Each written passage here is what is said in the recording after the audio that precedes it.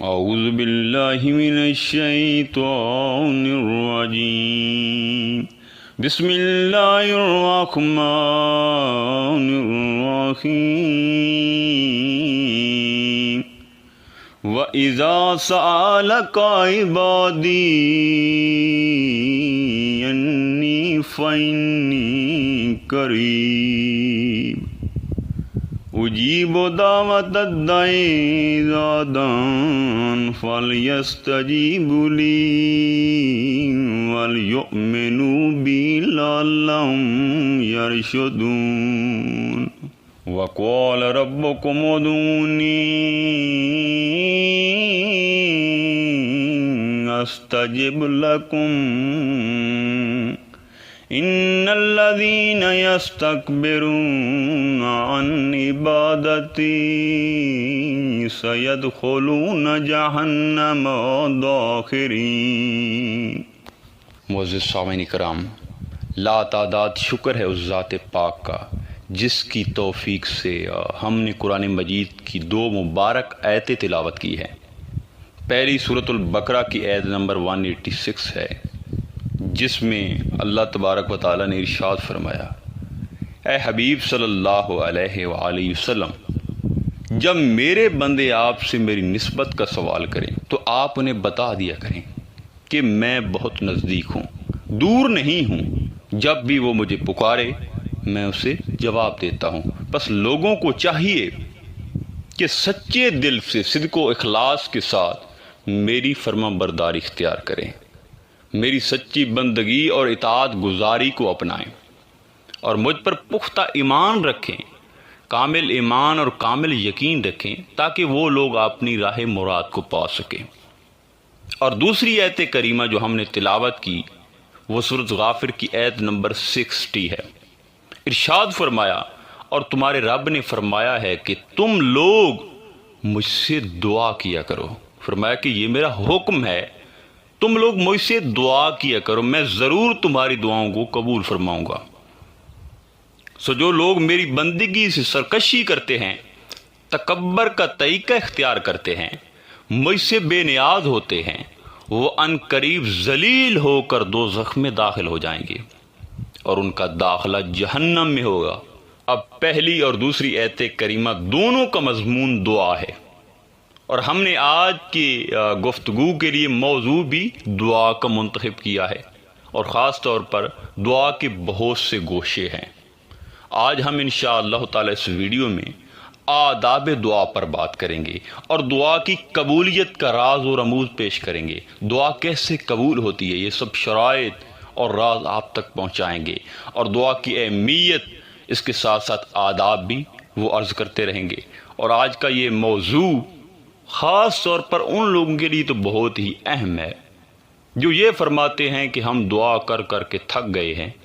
مگر ہماری دعا قبول نہیں ہوتی۔ سامعین کرام، پہلی آیت کریمہ پر اگر غور کریں تو اللہ تبارک و تعالیٰ نے اس میں 4 چیزیں بطور خاص بیان کی ہیں، اور یہ چاروں چیزیں ایسی ہیں جنہیں ہمارے شعور میں اچھی طرح جاگزی ہونا چاہیے۔ ہم شعوری طور پر انہیں سمجھ لیں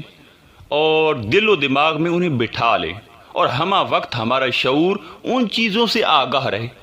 اور پوری بیداری کے ساتھ ہمارا شعور ان چیزوں سے متعلق رہے، جڑا رہے، کسی وقت بھی ہمارے شعور سے یہ چیزیں جدا اور خارج نہ ہوں۔ پہلے یہ ارشاد فرمایا کہ اے حبیب صلی اللہ علیہ وآلہ وسلم، جب بھی لوگ آپ سے میری نسبت کا سوال کریں، پوچھیں، تو آپ انہیں بتا دیا کریں کہ میں بہت ہی قریب ہوں۔ گویا بندے کے لیے اللہ تبارک و تعالیٰ نے یہ شرط رکھی ہے اور ادب یہ سکھایا ہے کہ بندہ اس یقین کو پختہ کر لے کہ اللہ ہم سے دور نہیں اور ہم اللہ سے دور نہیں ہیں، یعنی اللہ تعالیٰ ہمارے اتنے قریب ہے کہ اسے ہماری ہر حاجت، ہر ضرورت کا علم ہے، ہمارے نفع و نقصان کو ہم سے بھی بہتر وہ جانتا ہے، اور ہماری ہر مشکل کو آسان کرنے پر قادر بھی ہے۔ وہ ہر لحاظ سے ہمارے قریب ہے۔ اس چیز کا یقین بندے کے دل و دماغ میں راسخ ہونا ضروری ہے۔ یہ دعا کا پہلا ادب ہے جو قرآن ہمیں سکھا رہا ہے۔ فإنی قریب، یعنی کبھی اللہ کو، اپنے مولا کو خود سے دور نہ سمجھو۔ اب کہنے کو کوئی شخص یہ نہیں مانے گا کہ میں اللہ کو خود سے دور سمجھتا ہوں۔ دیکھیے، زبان سے کہنے کی جب بات آئے گی، وہ کہے گا ہاں میں جانتا ہوں کہ اللہ میرے قریب ہے، مگر زبان کے کہنے سے بات نہیں منتی۔ بات یہ ہے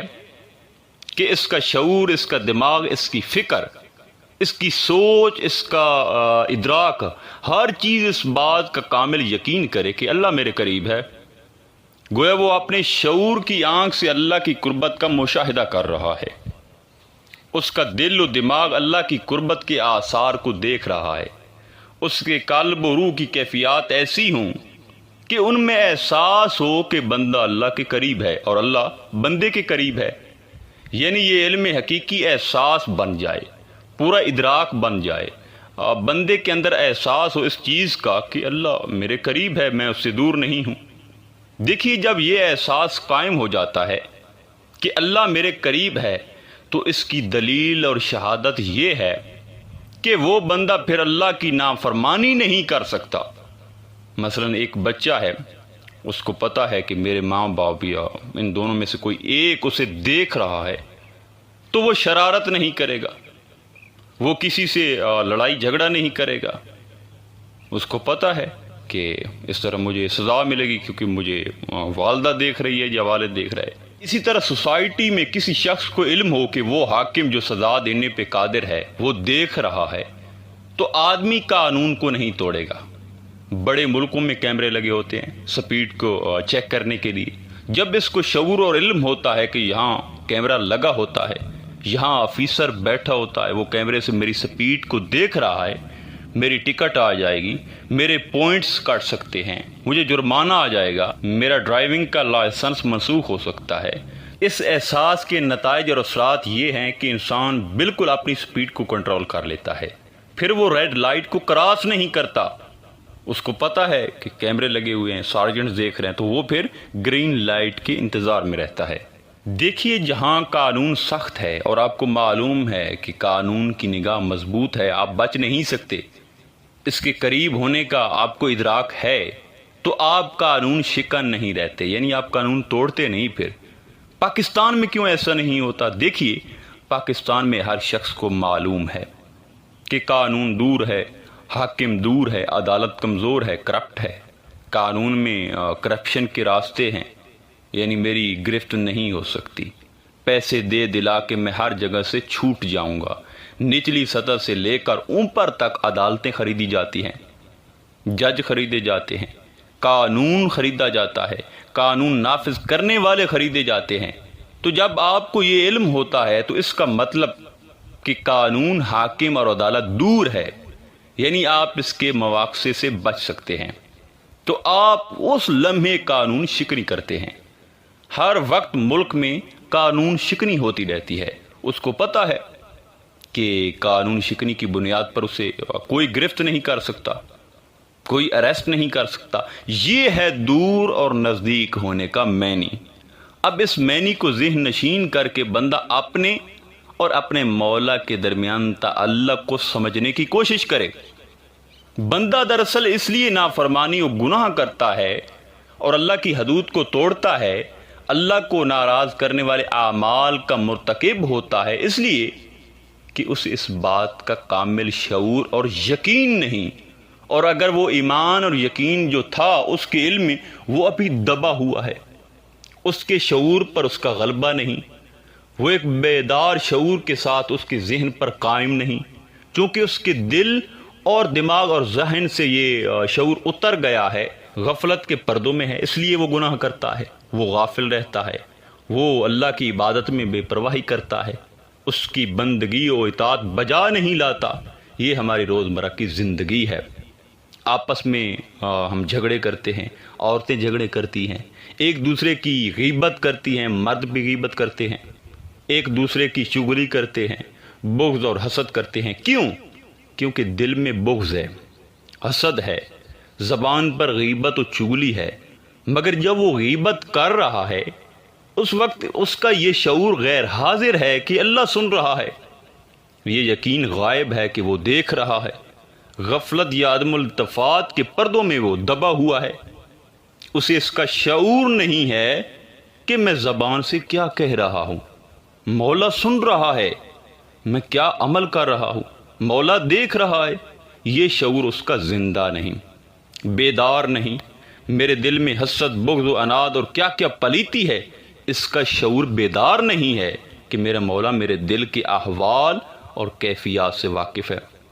معزز سامعین کرام، جب یہ شعور مکمل طور پر بیدار نہیں رہتا تو اس کا نتیجہ یہ ہوتا ہے کہ بندہ در حقیقت بالواسطہ خود کو اللہ سے دور سمجھ رہا ہوتا ہے۔ اس آیت کریمہ کا معنی یعنی کہ میرے حبیب صلی اللہ علیہ وآلہ وسلم جب آپ سے میرے بندے پوچھے میں کہاں ہوتا ہوں، میری نسبت کا سوال کریں کہ میں ان سے کتنا دور ہوں، ان کے کتنے قریب ہوں، میں کہاں ہوں، میرا بندہ کہاں ہے، کتنا فاصلہ ہے، میری نسبت جب سوال کریں تو ارشاد فرمایا انہیں بتا دیں، میرے محبوب انہیں بتا دیں کہ میں ان کے بہت زیادہ قریب ہوں، تمہاری زبان کے کلمات سے بھی زیادہ قریب ہوں، جو تم بول رہے ہو بلکہ تمہارے اس فعل سے بھی زیادہ قریب ہوں، جو تمہارے جسم اور تمہارے ہاتھ اور قدموں سے صادر ہو رہا ہے، اور تمہاری ان قلب کی کیفیت سے بھی قریب ہوں، جو حسد، بغض و عناد اور دل کے گناہوں کی شکل میں جن کا تم ارتکاب کر رہے ہو، میں تمہاری ہر شے حتیٰ کہ رگ جاں سے بھی زیادہ قریب ہوں۔ ارشاد باری تعالیٰ ہے کہ ہم تمہاری رگ جاں سے بھی زیادہ قریب ہیں۔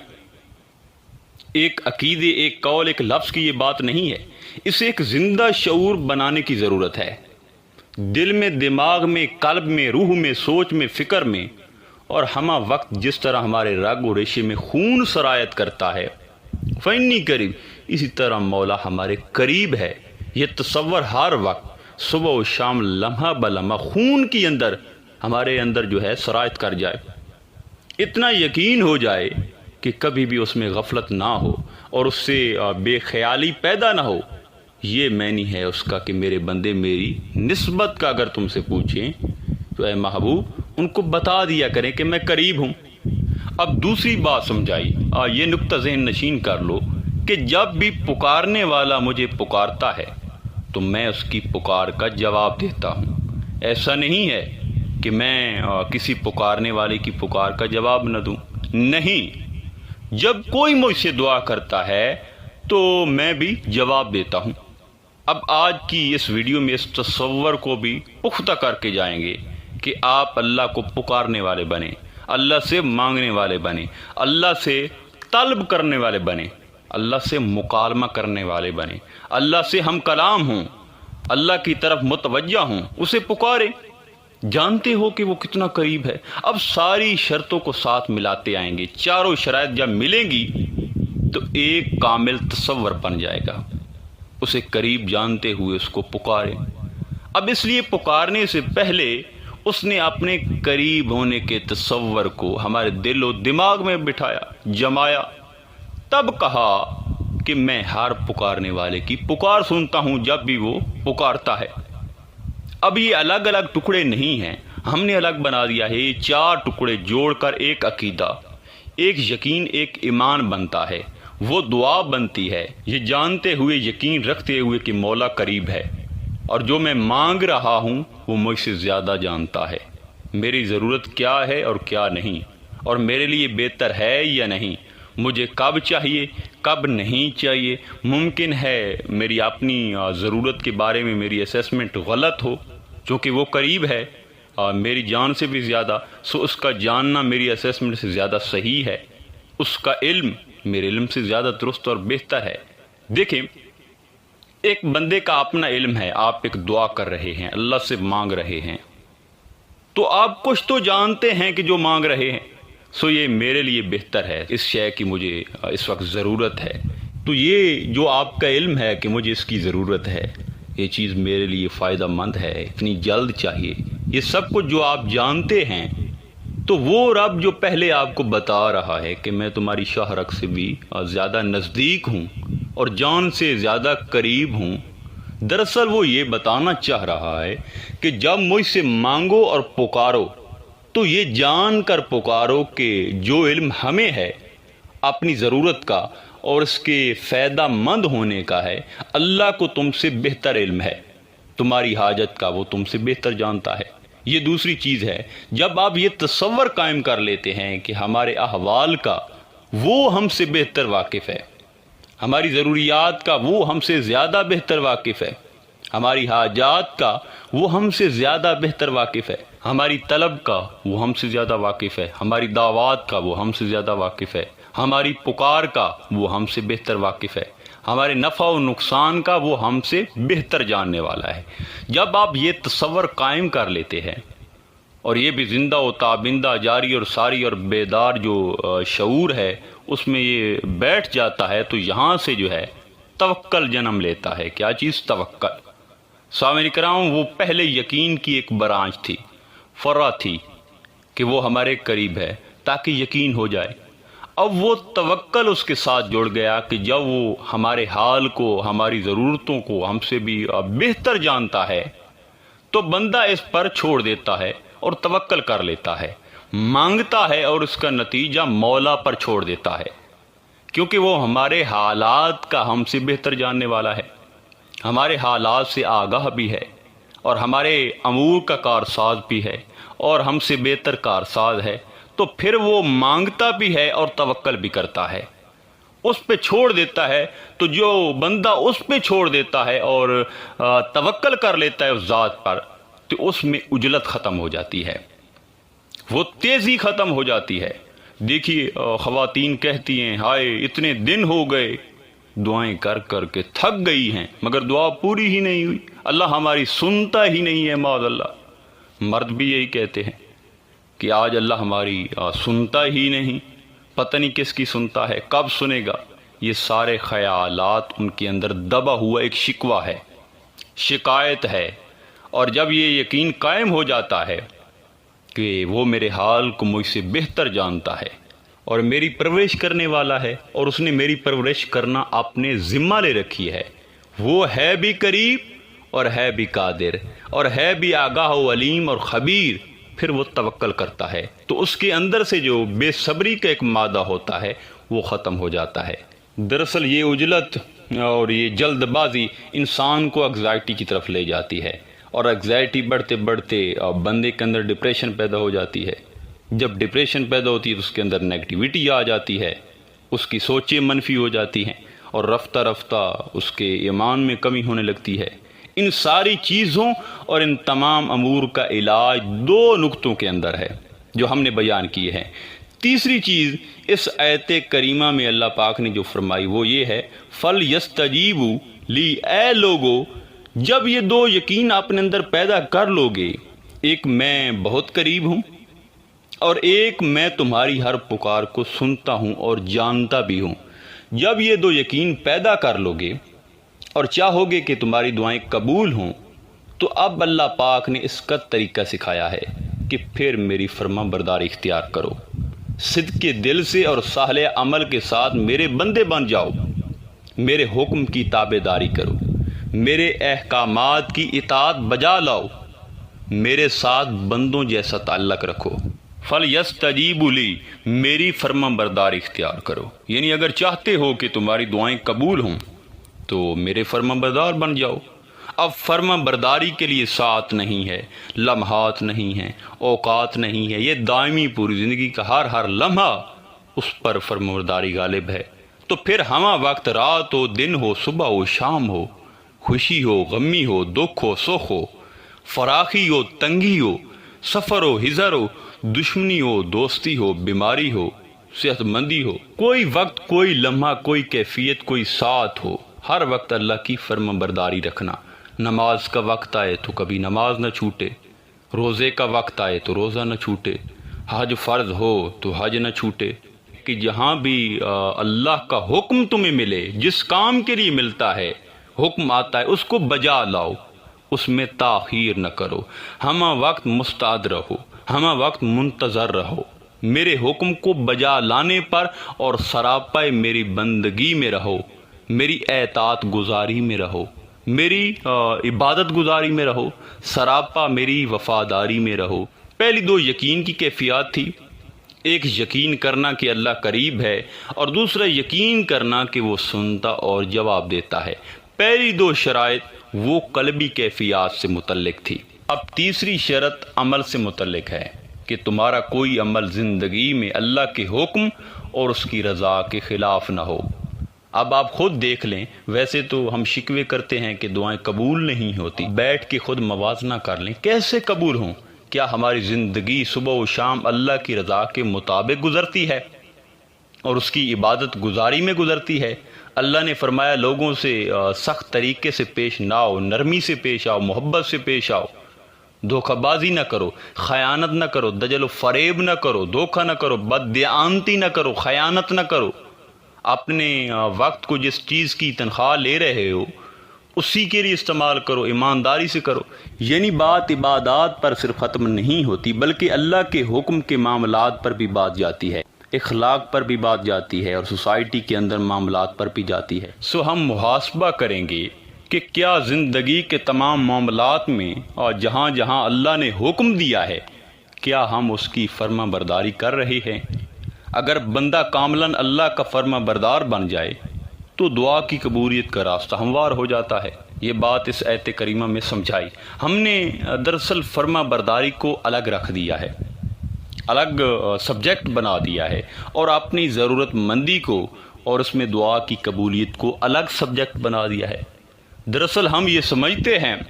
چونکہ ہم بیمار ہوئے ہیں سو دعا سے ہمیں شفا ملنی چاہیے، ہماری حاجت ہے، پریشانی ہے، دکھ ہے،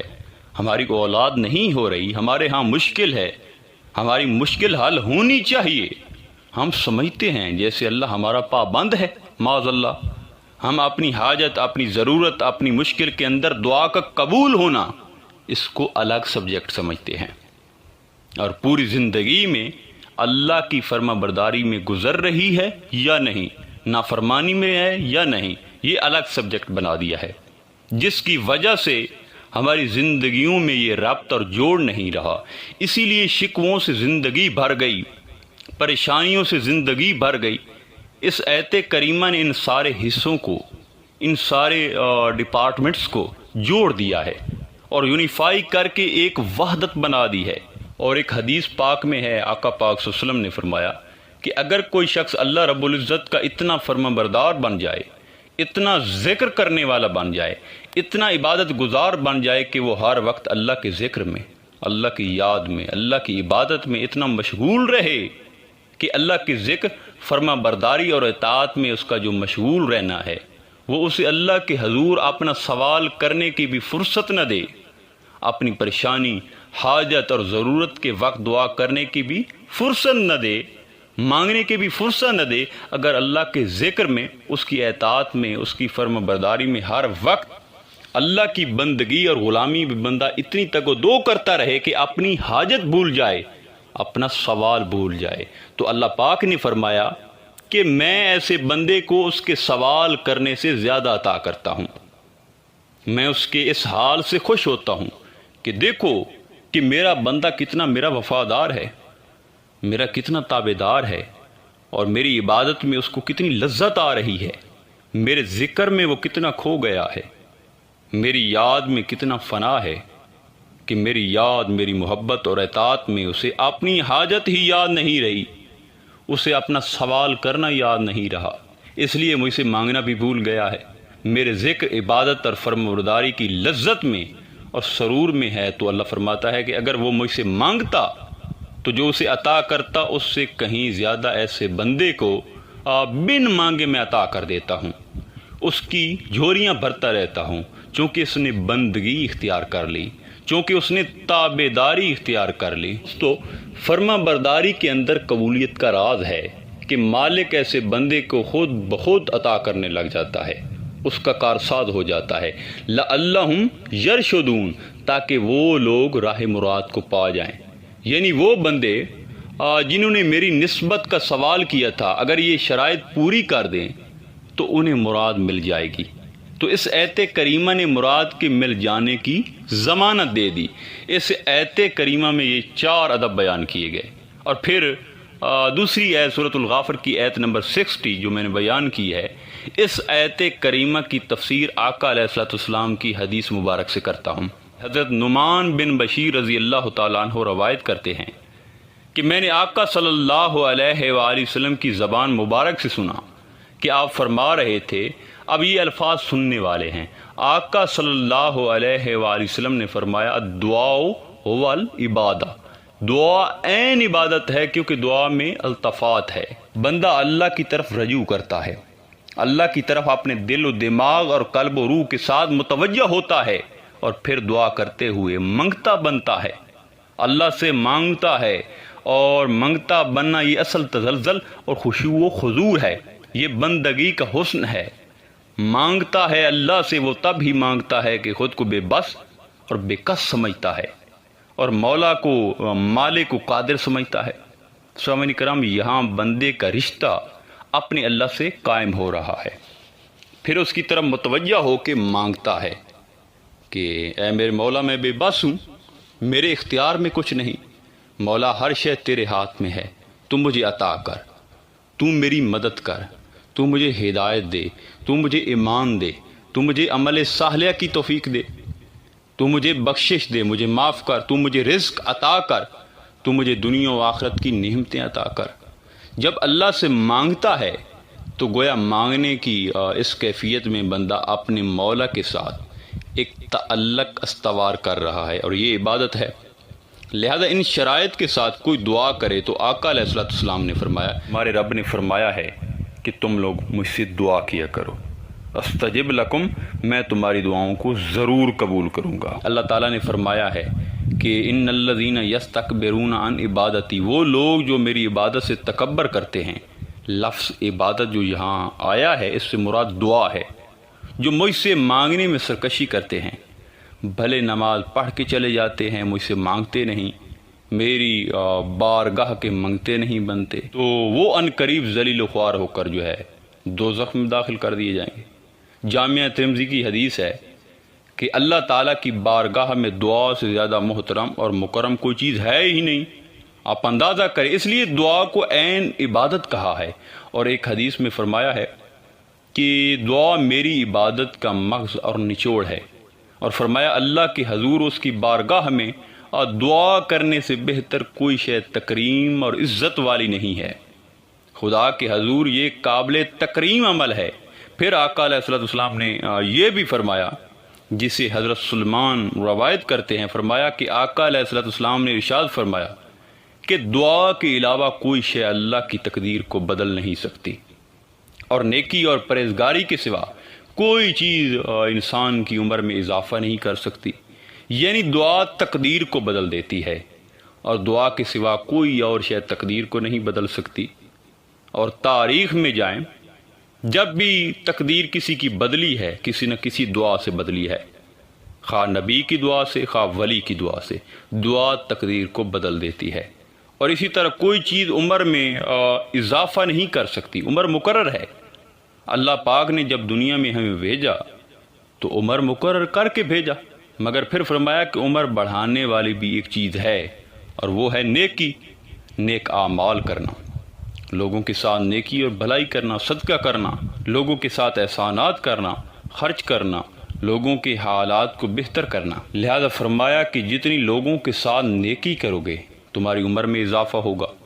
نیکی کرنا خود ایک دعا بن گئی اور عمر میں اضافے کے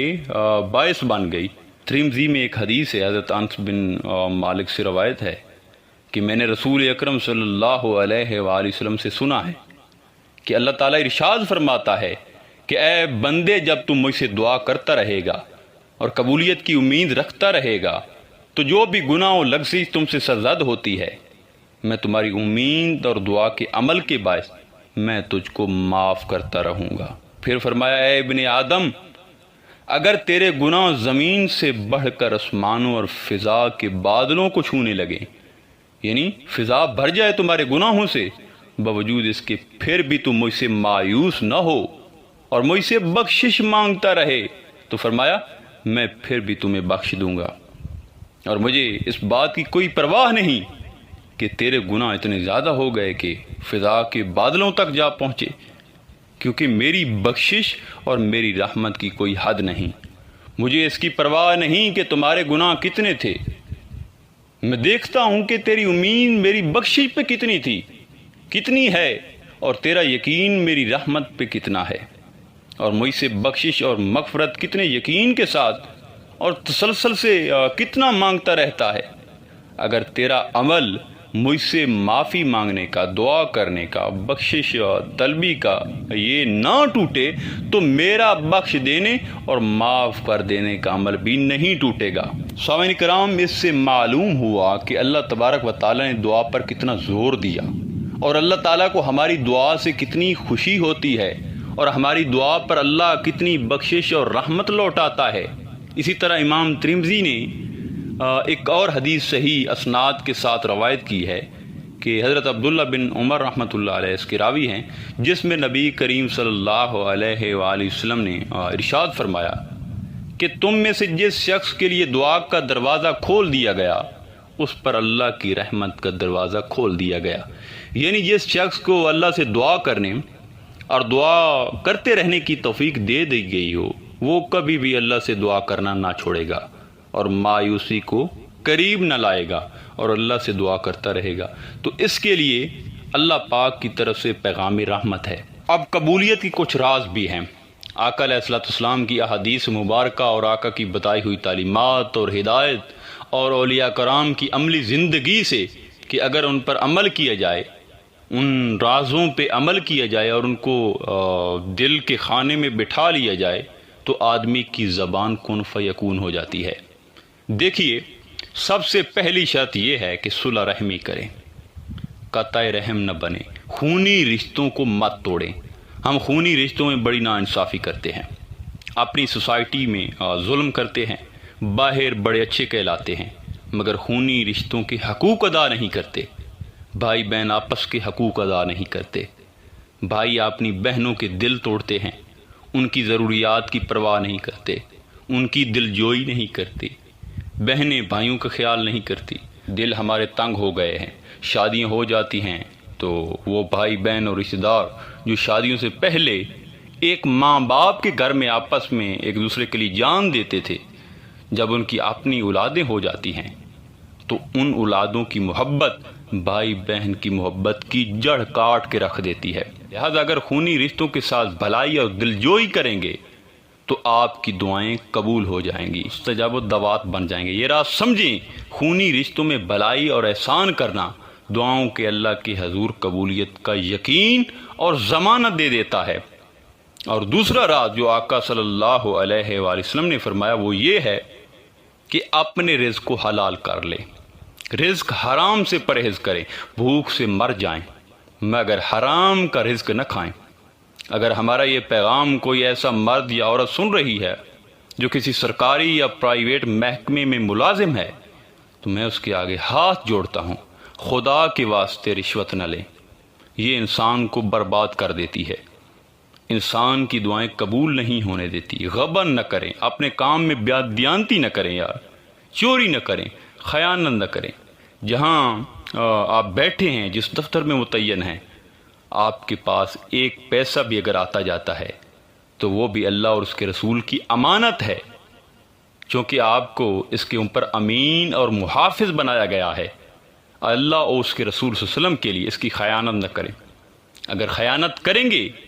تو آپ کا رزق بھی حرام ہو جائے گا، آپ کی عبادتیں بھی مردود ہوں گی، آپ کی دعائیں بھی مردود ہوں گی، آپ دنیا و آخرت اور سب کچھ اپنا برباد کر بیٹھیں گے ان چار ٹکوں کے باعث جن کی خاطر انسان بے ایمانی کرتا ہے، غریب عوام سے رشوت لیتا ہے یا پیسے چوری کرتا ہے، مارکیٹ میں سودا کرنے جاتا ہے، مختلف ریٹس لاتا ہے۔ رزق کے ذرائع حلال رکھیں، جس شخص کا رزق حلال ہو اس کی دعائیں قبول ہوتی ہیں، یہ آزما کے دیکھ لیں آپ۔ دوسری چیز جو بڑی اہم ہے وہ یہ ہے کہ دعا کریں تو اس میں عجلت نہ کریں، اس میں جلدی نہ کریں، کیونکہ یہ چیز دعاؤں کی قبولیت کو روک دیتی ہیں، اور بدقسمتی سے ہم اکثر جلدی و عجلت والی بیماری میں مبتلا ہیں۔ دیکھیں، حضرت موسیٰ علیہ السلام نے دعا مانگی تھی، اس نقطے کو اب ذرا سمجھنا، غور کرنا۔ اللہ تعالیٰ فرعون اور اس کے لشکر کو جو کمزور بنی اسرائیل کی نسلوں پر ظلم کر رہا ہے اسے غرق کر دے۔ اللہ رب العزت نے جبرائیل امین علیہ السلام کو اگلے ہی دن بھیجا، وہی فرمائی اور موسیٰ علیہ السلام کو یہ پیغام دیا کہ ہم نے تمہاری دعا قبول کر لی۔ فرعون اور اس کے لشکر کو غرق کرنا اللہ نے قبول کر لیا ہے۔ اب دیکھیں کہ حضرت جبرائیل علیہ السلام نے خوشخبری بھی سنا دی، لیکن اب عمل کب ہوتا ہے؟ اس قبولیت دعا کا عملی مظاہرہ کب ہوتا ہے؟ فرعون لشکر سمیت جو ہے غرق کب ہوتا ہے؟ دعا قبول ہو گئی، پیغام آ گیا، مگر حقیقتاً اس کے غرق ہونے میں 40 سال لگے۔ غور کریں، یعنی فرعون اور اس کے لشکر کے غرق ہونے کا جو واقعہ پیش آیا وہ دعا کے قبول ہونے کے دن سے 40 سال بعد میں پیش آیا، مگر حضرت موسیٰ علیہ السلام نے ایک دن بھی شکوہ نہ کیا کہ باری تعالیٰ تو نے وہی تو بھیجی کہ دعا قبول ہو گئی، اور جتنے سال گزر گئے نہیں، حضرت موسیٰ علیہ السلام کے دل و دماغ میں اس کا خیال تک نہ آیا، اس لیے کہ یقین نبوت کی شان ہے، جس کا عالم یہ تھا کہ 40 سال گزر گئے تب بھی اس وحی کی صداقت میں شک نہیں کیا اور اطمینان رہا،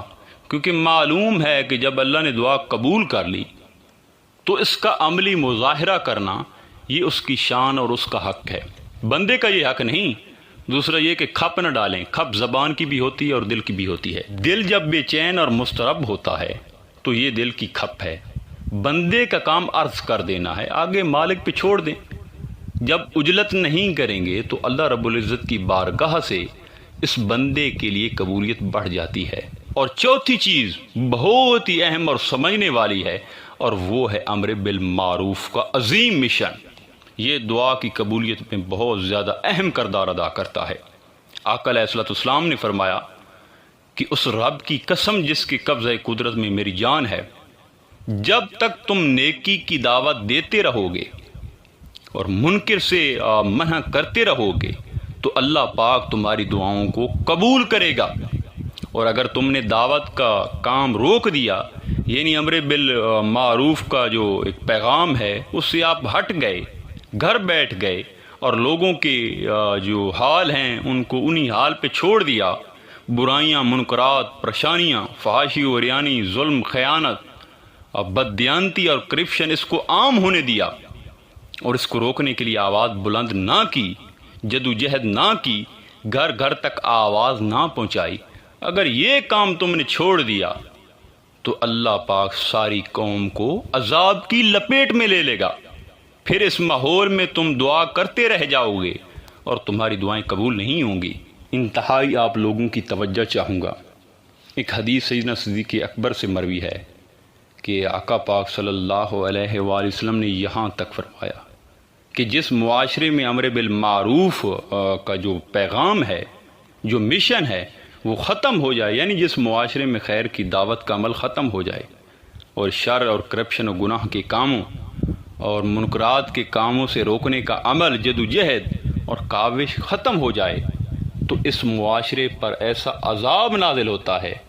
کہ پھر تم میں بدترین لوگ اس معاشرے کے حکمران بن جاتے ہیں، یعنی چور، کمینے، گھٹیا، بدترین وہ حکمران بن جاتے۔ آج اس کی مثال آپ کے سامنے ہے،